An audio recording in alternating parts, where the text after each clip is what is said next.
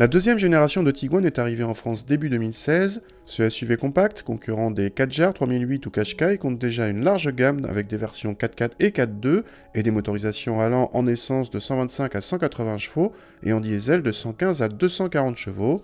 Étrangement, les 115 chevaux du plus petit diesel sont tirés du 2 litres TDI, alors que sur l'Autoran, le TDI 115 est un 1 litre 6. Le Tiguan TDI 115 n'est disponible qu'en 2 roues motrices et en boîte mécanique, et avec les deux premiers niveaux de finition, Trendline ou Comfortline, tous deux dépourvus de feu diurne à LED en série. A l'intérieur, la planche de bord est entièrement nouvelle par rapport au Tiguan de première génération et flatteuse dans l'ensemble, même si les plastiques de la partie inférieure sont durs. Le combiné d'instruments entièrement digital est en option à ce niveau de gamme, de même que l'affichage tête haute. À l'arrière, on trouve une banquette coulissante et fractionnable en 2 tiers 1 tiers avec une habitabilité excellente.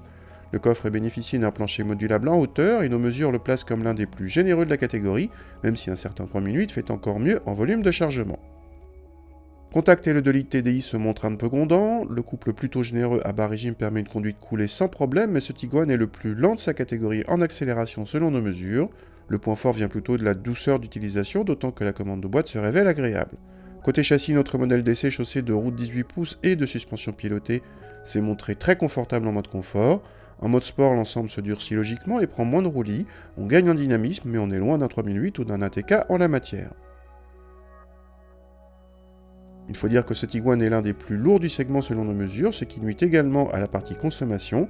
Même s'il échappe de justesse au malus écologique 2017, ce Tiguan consomme plus que la moyenne de la catégorie où règne le 3008 Blue HDI 120, toujours selon nos mesures, plus sobre d'un bon demi-litre. En tarif sans surprise, ce Tiguan est cher, tout simplement l'un des plus chers du genre si l'on accepte les premiums comme le X1 ou le Q3. Le 3008 directement concurrent coûte 2500 € de moins et le cousin ATK fait payer près de 4000 € moins cher, son blason moins chic.